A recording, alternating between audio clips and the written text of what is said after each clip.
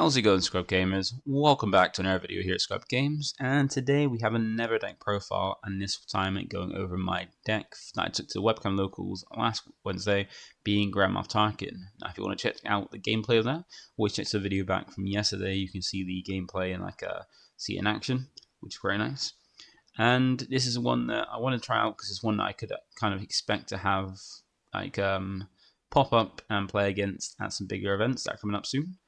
And it's one that's just popped up recently with set 2 because nice new additions in set 2 to kind of make it a thing. Because before in set 1, because it's a set 1 leader, it was mainly played as red or blue, because green-blue was kind of like the best way to play any green or blue leaders, have that combination, because it's just very powerful with blue being a heal and green being a ramp and provide you some really nice, powerful big units. And then red was a good way to do it because it could be very aggressive and it's very damage focused, like throwing out damage and then swarming the board with pretty strong Imperials and then boosting them up. So with the addition of set 2, bringing some nice cards, like yellow's kind of been a good addition to Tarkin because of some really nice cards to help with the Imperial side and with space, focus on space. Because the thing with the game at the moment is that most of the fights are done, battles are done via the ground arena, and not many done with space. So having a space focus could give you that edge, and that's what exactly Tarkin kind of provides. So before we get into the video, look at the deck list, kind of see what's going on with this. Feel free to like, comment, subscribe. It keeps you updated with my videos as and when they drop. And by clicking the notification bell, you can get alerts to when my videos do drop, so you can watch them there and then, or at a later time that suits you best. So now we got all that out of the way, let's go ahead and check out Grand Moff Tarkin. So first of all, we want to have a look at the leader and the base, because there's no point looking at a deck unless you know what the leader or base is doing, because that's kind of the key points of any deck, is what you build a deck around, the leader or base. And for our leader, it's Grand Moff Tarkin, a nice one for set 1, one of the green leaders from set 1, and one of the 2 villainy ones, the other one being Pulp. So with Grand Moff Tarkin, he deploys quite early at 5 resources, meaning once you hit 5 resources, you can use Epic Action, being an action you can use once a game, to basically pop him out from the leader area to the ground arena to join the battle. And when he does deploy, he then comes down with 2 power and 7 health, so it's not much power, but a lot of health. And he's got a whole focus around the Imperial tag, which is something he has himself along with the official tag, and is something that's quite prominent in the dark side, especially for set 1. Because what he wants to do is, when he's in the lead area, by paying 1 and tapping him, you can give an experience token to an Imperial unit, meaning if a unit has the Imperial tag, then you can give an experience to it, meaning it then increases its stats by 1 to its power and 1 to its health. So giving an addition to its stats, which is really, really good, because then you can make it smaller units a little bit bigger, and even bigger units even bigger. And then when he is deployed, he has got the same effect, just now he's got attack, so when he attacks, you can give an experience token to another Imperial unit. Another being an important word there, because it means it can't give it to itself, but it has to give it to another Imperial unit. Meaning if you have Tarkin now, and you don't have anything on the board with it that's Imperial, even in space or ground, you're not going to get much use out of this effect. So this basically means that you're going to keep boosting up cards, and basically playing things out and boosting them. But when it's in the lead area, you're going to have to play a turn behind, because you need one resource, to be able to give an experience to something that's Imperial. So you got to kind of hold back. But then when you're in the lead area, when you deploy, you get to then just swing and not have to worry about being a resource behind. So also as well, don't forget that the important thing about having a leader and base is that they provide aspects as well. Because in this game, you can put whatever you want in your deck and play anything you want. But when it comes to actually playing the card, you have to worry about the aspects, because if you have an aspect on the card that doesn't match what's in your leader or base, you have to pay an extra 2 as per the aspect penalty, meaning that if it doesn't match, extra 2 for every aspect that doesn't match. So Tarkin provides 1 green and 1 black, so that's got that covered. And with our base, we get another one, meaning that what we got on our base or lead is what is covered, and we get 3 aspects, 2 from the leader and 1 from the base. And the base we're using is Administrator Tower, which gives us the yellow aspects, meaning we got 1 green, 1 black, and 1 yellow aspects to cover the aspects for this deck. So we're also going for the 30 health base, because there's 2 different bases you can run. There's either a rare base that's 25 health and an epic action, being the same as your leader's epic action to deploy, being an action you can use once a game. And at the moment for set 2, there's no extra rare base in set 2, so we've only got the one rare base per aspect from set 1. and you got to think about if you want a 30 health base that has no effect, or a 25 health base that has an effect that you can use once a game. And for yellow, it's Jeddah City, which isn't great for the effects. We're not bothered with that. We've gone for the 30 health base that have a maximum of health, and I've gone for Administrator Tower for it because I like the look of it. But then there are 4 different ones. It's Administrator Tower, Jabba's Palace, Carnot City, and then there's Chopper Base. So you can choose which one. I like the Administrator's Tower because it looks pretty cool. So that is the leader of base that we have. Now we're going to look into the list, and like Tarkin is quite a like space heavy deck because, as I said, the battles are mainly done through the ground arena rather than space. So we're focusing on a space focused battle, so we can basically avoid opponents' units most of the time and just keep hitting them at for the space arena, and kind of have a little bit of less retaliation from that. So we're going to look at the list, and we're going to go from the lowest cost to the highest cost, and we'll start off with our turn 1 plays. So our turn 1 plays we've got our ISB Agent, Thailand Fighter, and Incinerator Trooper. So you notice that these different costs for this turn 1 play, because remember when you start the game, you draw 1 to 6, and then you resource 2 and start playing with these 4 cards in your hand, and then every turn draw 2 cards and you get a chance to resource. So we've got turn 1 cards we can play being these 2, ISB Agent and Thailand Fire, being ones you can play and also then get the benefit of Tarkin to boost them up. Meaning that normally ISB Agent is a 1-3, but it can become a 2-4 thanks to Tarkin, and then Thailand Fire being a 2-1, that become a 3-2 thanks to Tarkin. And then we also got Incinerator Trooper as well we can play, but we won't get the benefit of Tarkin being a boost until the turn after. So ISB Agent is our ground arena 1 that can benefit from Tarkin turn 1, because he's got he's a 1 cost, and he's also got 1 play which could come in handy as well, which is 1 played. You may reveal an event from your hand. You don't have to if you don't want to, and if you do, you get to deal 1 damage to your unit. And that's nice because you can get a little bit of chip damage to kind of make something a little bit weaker, so you can take it out next turn. Like if it's got 3 health and you only got 2 attack on ISB Agent, you can then put it down so it's got 1 damage of its 3 health, so you can finish it off with ISB Agent next turn when you can attack. Or you can even use it to pop shields, which can be very beneficial because shields are a little bit of a hard way, like something that's hard to deal with both green and yellow. And then we've got Thailand Fire, which is just a vanilla spaceship, and it's basically just pretty decent stats for its cost, being 1 cost 2-1, but then you can always boost it up to be a 3-2 with Tarkin. So you've got both 3 copies of each of these because these are the ones you want to kind of see early, so you can play them out and basically boost them up and start making these little units even bigger and more of a threat and more scary for your opponent. Then we've also got Incinerator Trooper. Now you can't get the boost of this turn 1 thanks to it being a 2 cost, but it's a very nice one because it's a 2 cost 2-2. Imperial as well, like most cards, I think mostly all the cards in this deck are Imperial, so you can get the benefit of Tarkin boosting any of them. And he's got a nice effect which before was just unique to Han Solo and to Shoot First, being while attacking, this unit deals combat damage before the defender, so then if the defender is defeated, it deals no combat damage back. So it's quite nice. So if you take something out with this card and you manage to kill that card, you don't take any damage, and it comes out unscathed. You can do it over again, and this is going to be one that if you keep boosting up and up and up, then your opponent's going to have a hard time dealing with it, because if they don't take it out soon, you're just going to take out their units without taking damage back, and then you're going to be able to clear board and gain so much advantage off it. So you also got 3 copies of it because it's a very nice card, especially if you put out turn 1. Your opponent's it's going to be a magnet for your opponent to focus on taking out before you get the boost up. Now we do have other turn 1 plays, but they're ones that you don't really want to play turn 1 because they have a benefit of their effects allowing you to get a benefit if something's already on board, and that is Outland TIE Vanguard and Snowtrooper Lieutenant. I don't know why I revealed them that odd way. I just accidentally clicked the wrong one. But we've got Snowtrooper Lieutenant and Outland TIE Vanguard. So these are ones that you can also play turn 1, but you don't really want to play them turn 1 because they have effects that when played, if you've got something else on board, you can give a benefit to them. So Snowtrooper Lieutenant is a 2 cost 2-2, and when he's played, you can attack with a unit. So remember, you can't attack with yourself because anything that comes into play comes in exhausted unless otherwise stated, apart from leaders. And when you play it, you attack with something else that you've got on board. And then if it's an Imperial, which most of your units are, or I think if not all your units are, and then it gets an extra 2+ power for that attack. And this is really nice because you can allow you to attack with a unit while combine 2 actions that normally would be separate into one. Normally, like playing a card and attacking is normally 2 actions, playing a card and then next turn attacking with it being another action.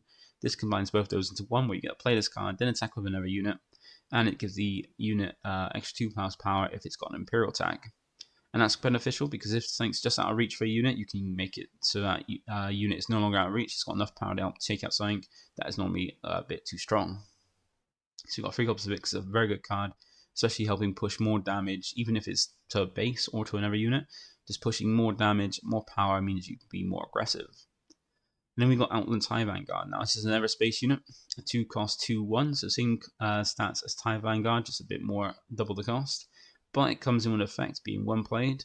You may give an experience to experience token to another unit that costs 3 or less. And just like Tarkin, it's another unit, so it has to be something else that's not himself, which means you can give an experience token to any of these units, and even some other ones we'll see in a bit. Give it a boost. So it means you want to have something else out in play. So when you play it out, you give an experience token to get a benefit, and then if you've played this on turn 3, after you've already played something, turn 2, after you play something turn 1, not only can you give an experience token to it Marena Grand Moff Tarkin, you can also give an experience token with it Outland Vanguard as well, or even use it to Vanguard give whatever you played the turn before an experience, and then Tarkin give Outland an extra experience. So 3 copies of this because they're very nice cards, and these are all cards you can play off. Another card we'll see in a bit as well, and those are all turn 1 plays. They can technically play out turn 1, and then these 2 here being ones that are better off playing the turn after. Now for turn 3 plays you can play out, or turn 4 plays if you want to get the benefit of Tarkin putting experience on them as well. We have Phase 3 Dark Trooper and Veers as our ground units for our free costs. These ones you can play as early as turn 2. And these are pretty nice because Phase 3 Dark Trooper is one that has Sentinel, meaning that if your opponent wants to attack, they have to go through this unit before going to your base or another unit in the same arena. And it's pretty nice. It's a 3 cost 3/3, and this is one that outclassed Cell Block Guard, which used to be exact same, just didn't have the effect like he has, and was just black. Whereas this one is a green-black card. So this is a 3 cost 3/3 with Sentinel, and even has a nice little beneficial effect where when combat damage is dealt to this unit, give an experience token to this unit if it survives the damage. So if it gets attacked and isn't taken out, it then gains an experience to be even stronger, which is really cool. Which means you can either attack into something to take something out that's weaker than it, that you'll know you'll survive against and gain experience, or attack if it's attacked into and isn't killed, it gains experience, which is really nice. And you can even pop it up with Grand Moff Tarkin and make it even bigger and bigger and bigger, which is really cool. And it's just one that's very nice and can play it out from cards as well, that we'll see in a bit. And also you've got General Veers, and we have 2 copies of this because it's one that doesn't provide much and requires is not the doesn't really protect itself, or is not one because it's one of those that just benefits everything else except itself. Because General Veers is a 3 cost 3/3, just like Phase 3 Dark Trooper, but his effect is other friendly units, meaning not himself, are Imperial, gain extra 1/1 to the stats, meaning you can boost up everything else that's Imperial, which is all your deck, and also be an Imperial self that you can boost it with Tarkin, but you rather boost other things. But this allows you to boost up all your other Imperials, make them even stronger as well, in line with Tarkin's effect as well. When you play 2 copies of this, because it's the first unique unit we've got, I mean you can't have more than one on board, but it's a nice unit. But then it's going to be one of those ones that the folks will take it out because it's just helping out boost everything. But if you've got a whiteboard, it's provide so much value in that effect. So that is the two copies, the 2 cards that are generates at 3 costs. And then next we have the 7th Fleet Defender, being one we have set 1, being a very nice base unit. 3 costs 2/3, it's not the best stats, but comes in shielded, meaning next time it will take damage, it loses the shield instead. Very nice unit, 3 copies of it. And then we've got the card that is the reason why, one of the main reasons Tarkin is played now in yellow, is Lurking TIE Phantom. This is a pretty strong unit because it's a 3 cost 2/2, so not the best stats for the rest. If you look at the rest, it's got quite weak stats compared to its cost. So it's a 3 cost with 2 power and 2 health. It has a way to do more damage in raid 2, meaning when it attacks, it gains extra 2 power for that attack. It's also an Imperial as well, so it is in line with everything else, and it's got a very nice effect, and this is the reason why it's so amazing and why Grand Moff Tarkin is such a good partner with it, because basically Grand Moff Tarkin can boost it up. Because its effect is this unit can't be captured, damaged, or defeated by enemy card effects, which means if your opponent wants to deal damage to it, it won't affect it. If your opponent wants to capture it, it won't affect it. if they want to defeat it with effects that instantly defeat something, won't affect it. So unless your opponent wants to either bounce this back to your hand, or put it to the bottom of your deck, or to the top of your deck, or even attack into it, then they're not going to be able to deal with this.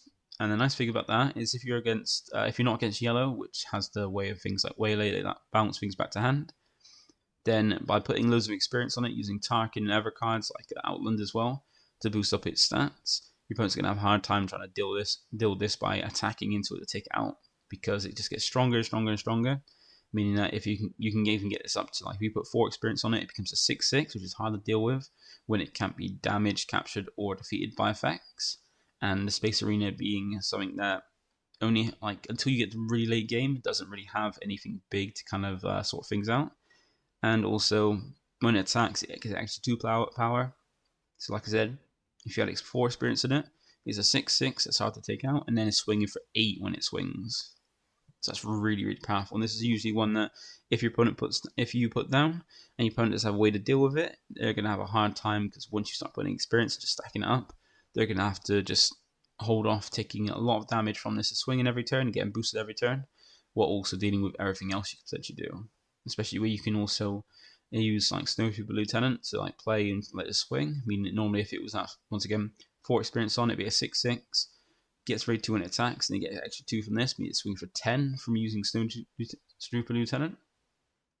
And you got things like, as well, like I said, Outland Vanguard being able to boost it as well while playing things out, boosting this up, as well as Tarkin. This is why we play 3 copies of it, and this is our focus for getting on the board, getting this down as early as possible, and then throwing on experience as much as you can, just to make it. And if your opponent doesn't have a way to deal with it before it gets moving, then they're going to have a hard time and learn how, like, that they've got to put stuff in the sideboard and main to have just in case they come into this. Now we've got some other units as well. We also got TIE Advance being a never cost unit, so this is a more 4-cost unit, so one you can play out on turn 3 onwards. And this is nice and never way to kind of help with like Lurking TIE Phantom, because this is one that also boosts. So like Outland TIE Vanguard, it gives a nice bit of boost. It's just got improved stats, so it's double the cost, but it's got improved stats slightly by having 3 power and 2 health. But it's, when played, is give 2 experience tokens to never friendly Imperial units. Once again, like just like TIE Outland and Tarkin, another, meaning a different card is not itself, but it gives 2 experience to an Imperial, which Lurking TIE Phantom is. So if you can play out Lurking TIE Phantom, give an experience to it, and then play this out next turn, you give another 2 to it. I mean, if you've played this on, say, turn 3, give an experience from Tarkin, next turn played this out, give an extra 2 experience, 2 from Tarkin. That means now it's already in one turn after being played, it's now a 6/6, which is amazing. So you can play maximum copies of all these cards apart from Veers, because they're just beneficial, like little units you can boost up until you drop the Lurking TIE Phantom to then start like pushing damage. And then the last couple of units we have is ATST, which is a unit probably you wouldn't expect to play, because it's one for set 1 that never saw play, but it's seen play in this now, being a 6-cost, 6/7 ground arena vehicle. So this is the main point of this, is it's a vehicle for the ground arena, and it has overwhelm as well, meaning if it takes out a unit, any excess damage that exceed the damage on the unit go to your opponent's base. And it's just more fact, it's a vehicle unit, which was a vehicle ground unit, which we'll see the relevance of when we get to the events. So we play 3 copies of these. We also play 3 copies of Vader, because legendary unit are fantastic. It's probably the only legendary play in the deck. So if you want to play this deck, it could be quite budget and cheap. If you don't want to play Vader, you can play it. Replace Vader with other Imperial units, maybe spaceships. Actually, no, it's not the only legendary. There's another one, I think. Because we got also Chimera. No, Chimera is a rare, so it's the only legendary we play in the deck, being Vader. So you can always switch this out for other stuff like low to the ground things. You can play this as a budget deck, or if you want to play it as with the cards that are very, very helpful for it, Vader's another good one, because it's a good one for the ground arena. Once you get to the later game, when you get 7 resources, if you get that far, you can drop this down, ambush, and also play out some units. Because we've got loads of these cheap units here, you can get benefits out of these, because with Vader's effect, he's got when played, you look at the top 10 cards of your deck, and you can play any number of dark like Villainy units, which is all these units here. All our units are dark units, and play them out play out any mount that costs 3 or less, and play them out for free, which means you can either get 3 of these, 3 a combination of these 1-drops, so 3 1-drops, where you can get a 2 and a 1, being any one of these 3 and these 2, meaning you can get like Outland Tyvanna to again boost up one of your other units, as well as like an ISB agent to then pop a shield if you got an event in hand, or even SWU Trooper Lieutenant and a Tyvanna fighter, so you can then play out these 2 and then use SWU Trooper Lieutenant to attack with something else and get a boost as well on that attack. Or play just one free cost, being either play out a Dark Trooper if you need a Sentinel, Veers to basically make things like Vader and Ever cards stronger, or even like Lurking Tyvanna or Seven Fleet Defender, they get something in the Space Arena. Very nice there. And even as Ambush, you can attack the same time it's played, because Ambush is a nice skill where when it's played, you can ready and attack opponent's unit the turn it's played, not a base, but a unit, which is very nice. And it's got 5 power, 7 attack, or 7 health, which is pretty good stats. And then we've got Chimera. This is one we play 2 copies of, because it's one you can play out and kind of is really nice to finish games off with, because it is a big space unit, an 8 cost with 8 power and 7 health. Also is unique, and it's the only really big space unit that comes in shielded, meaning it comes in with a shield. And it's got a very nice effect where when on attack, you can name a card, any card you want, and then if your opponent reveals their hand, and they discard a card with that name that you declared. So if you basically attack opponent, if you're afraid of things like Super Laser Blast, as a good example I use in most of my videos, then if your opponent has that, they reveal their hand, you see a Super Laser Blast and discard that from the hand. The units discard 1 copy, so if they got 2, that's unfortunate, but it gives you a nice little way to kind of, if you're like hoping they don't have a certain card to kind of stop you or to deal with something you're doing, you can swing, declare it, and if they got it, they got discard it. So 2 copies of that, because it's one you're not going to play until White Lakes, it's 8 costs, but you can play it a little bit cheaper. So we've got 2 copies of, because it comes up, it could be useful. If it doesn't, then you have to worry too much. But that is all of the all the units essentially. So we've got all loads of cheap units, and we've got 3 that are quite expensive for the later game, but these are for like a benefit, like of Vader being a very good unit. You can play hard cast in the later games if you're playing quite controlly. Or on these other 2 vehicles, ones that work with a good event we've got, which we'll see in a sec. So now to the events, we've got 5 different events. Oh, yeah, events in this deck. I keep thinking about different card games, what they're called for like things like that. But the events we've got in this deck are Swoop Down. So since we're like, as you can see, we're more of a space-focused deck, where we've got like multiple spaceships here, or multiple good spaceships that we're focusing on. Swoop Down is a very nice one, where it's a 1-cost event that allows you to attack with a space unit. So allows you to straight away attack with a space unit. It gains Saboteur, meaning that it can ignore Sentinel and defeat shields if it attacks into a unit with shields, or defeat all their shields. And then it can also break the rules by allowing it to attack the ground arena for this attack. So usually when you attack, when units attack, space can only attack space and ground can only attack ground, so they can't like interlink and go to different arenas. But there are some cards like Swoop Down and another card in set 1 of being a space unit that can break the rules in that sense and attack the other arena. So this allows you to make attack with space unit and attack a ground arena if you want.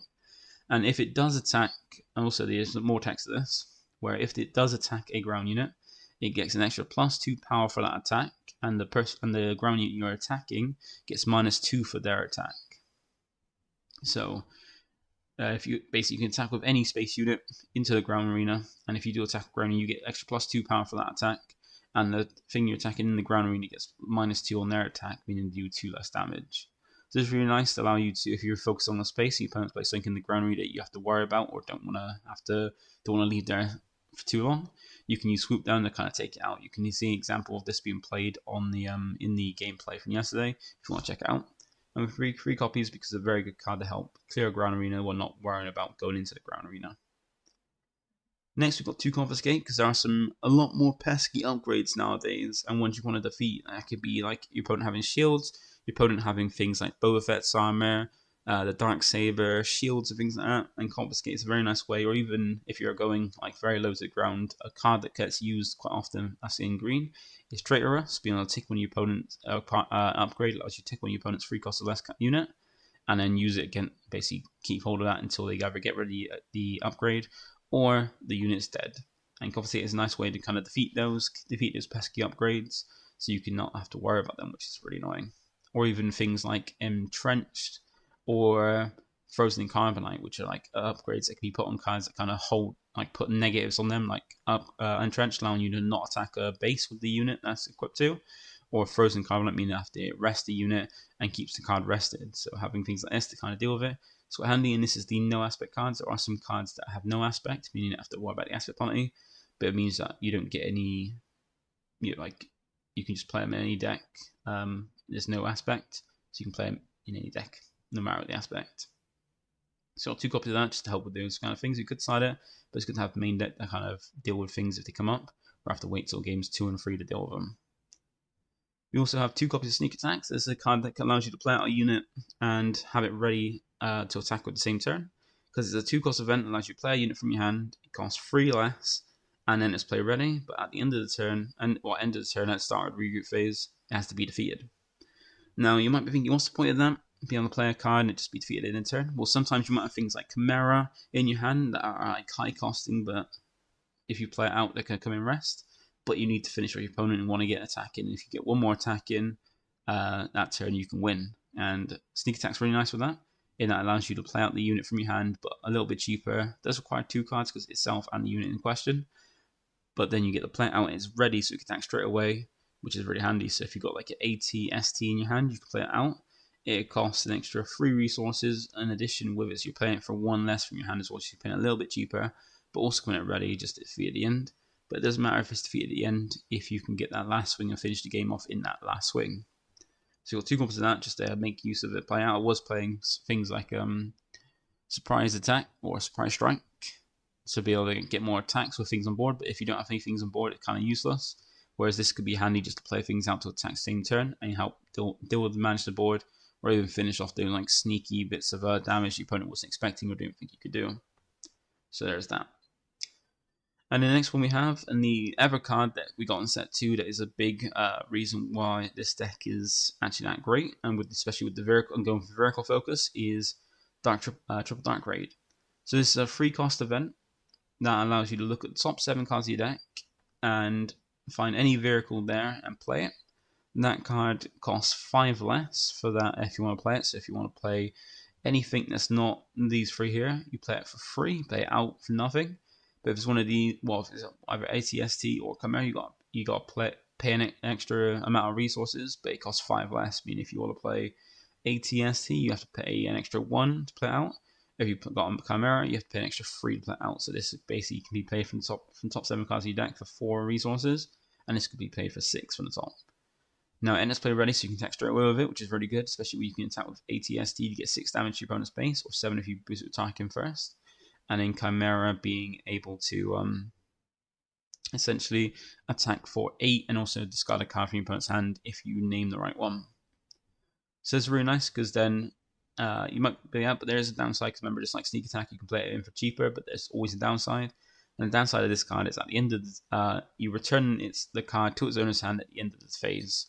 So at the end of the turn, you bring it back to your hand, which is not too bad because you got to play it out from your deck, play an active, be able to attack straight away, you get back to your hand, which means you can play it back to the turn next turn and make use of it if you want to.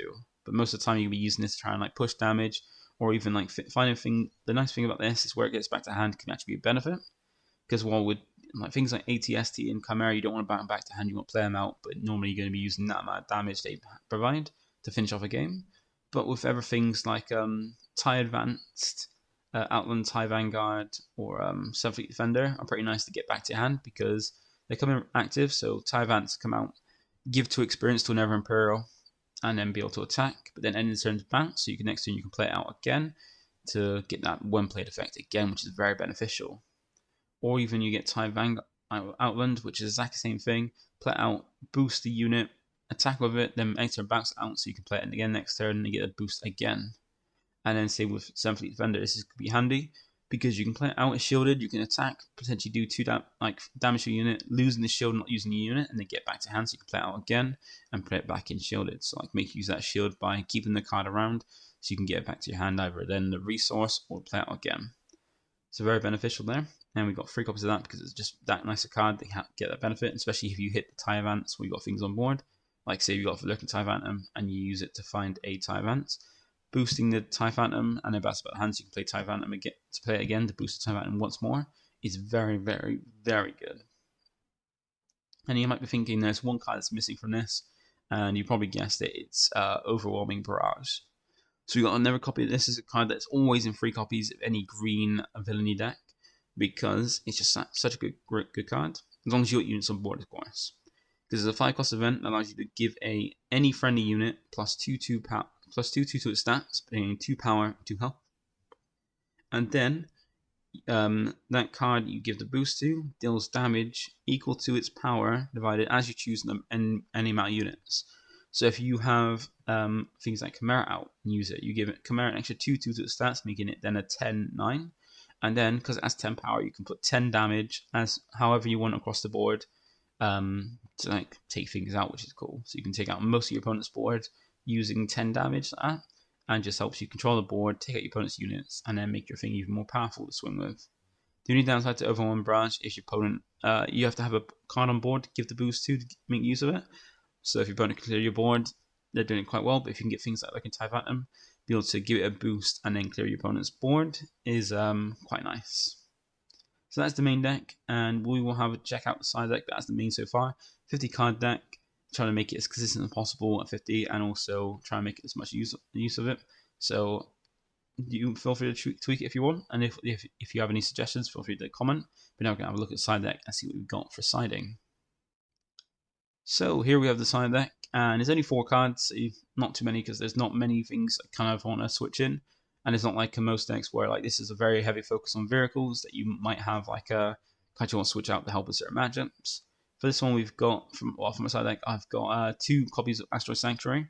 It's really nice because remember, I think things like Lurking Type Phantom is a free cost, but also is vulnerable to potentially being taken out before you can start boosting it up. So a nice thing about Asteroid Sanctuary is it's a 2-cost event that allows you to exhaust any unit, so any one of your opponent's units mainly, and then you give an shield token to a friendly unit cost 3 or less.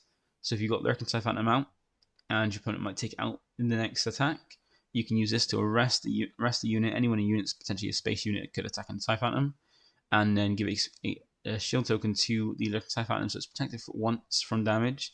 So you can have a bit more time to put some experience on it to kind of make it so it's harder to kill and put yourself in a better position. So this is one you can potentially take out the 2 Confiscate if they're not useful in a matchup, or the 2 Sneak Attack, depending on what you prefer to take out.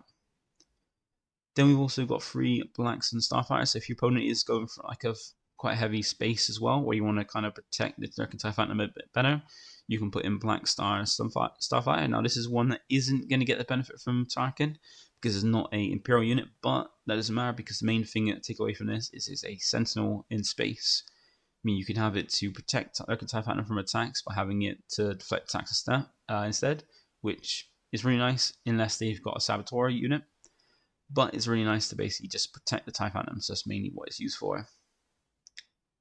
And then we've got 3 copies of Reinforcement Walker. So if you feel like the ATST is not going to be that great and want to get a bit more healing or a bigger unit to kind of come down and help, you got the Reinforcement Walker being allowing you to come down and have better stats, still having 6 power but having 9 health instead, costing 2 more as well, but it's also a vehicle so you can play it out with Triple Dark Raid, so it does have that benefit still. But like Chimera, you'll be paying 6 to play us out from Triple Dark Raid, which is not too bad.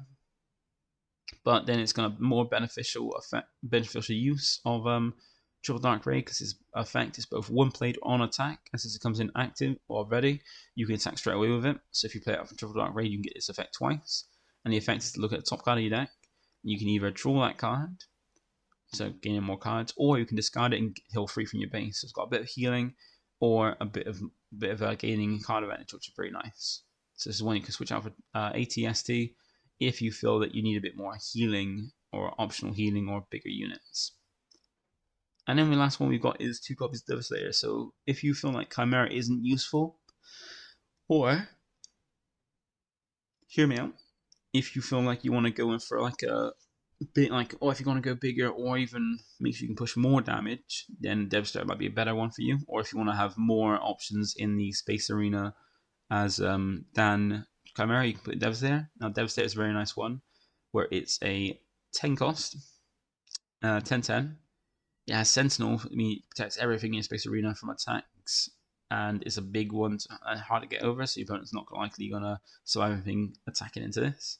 You also have Overwhelm, so unlike most of the things, like well, apart from ATST, has overwhelm. So meaning if it does damage to a unit and defeats that unit, any excess damage that would exceed the health on that unit goes to your opponent's base. You can attack through one of your opponent's units, even if they've got Sentinel, and still put damage on your opponent's base. But the nice thing about this is when played, you may deal damage to a unit equal to the number of resources you control. So you can potentially cheat this out a little bit cheaper through Triple Dark Ray, because you play out for 2 costs less at 8, so you can potentially do a minimum of 8 damage to a unit when you play this out, if you play out with Triple Dark Raid, or if you play it normally, high casting, or even like sneak attack, you potentially go for 9 or 10 damage depending on how many resources you got. But this allows you to come out, take out something, and then have this big ass unit in the space that's protecting all your space arena and your base from that way, and then start pushing some heavy damage even through units as well. So that's my side deck. So it's not many cards, but then there's not many things you want to switch out. Like you got a very unique focus on Tarkin, and there's not many cards you want to take out or that could be beneficial for his game plan. But that is it. So remember also that side deck is also personal to the person. So it's dependent on the person's local meta, how they play, or what event they're going to attend, and the meta there. So that is it for today. Thank you for watching. Feel free to like and subscribe. Feel free to try it out as well. If you want to watch gameplay of it, check out my video from yesterday where I played this deck in my webcam logos. And if you want to join it up, feel free to join the Discord and join and take part. It's every Wednesday at 6:30 BST. So you can join and have fun with a load of other Star Wars players that want to just play the game. So thank you for watching, and I'll catch you next one. Bye for now. Like a boss.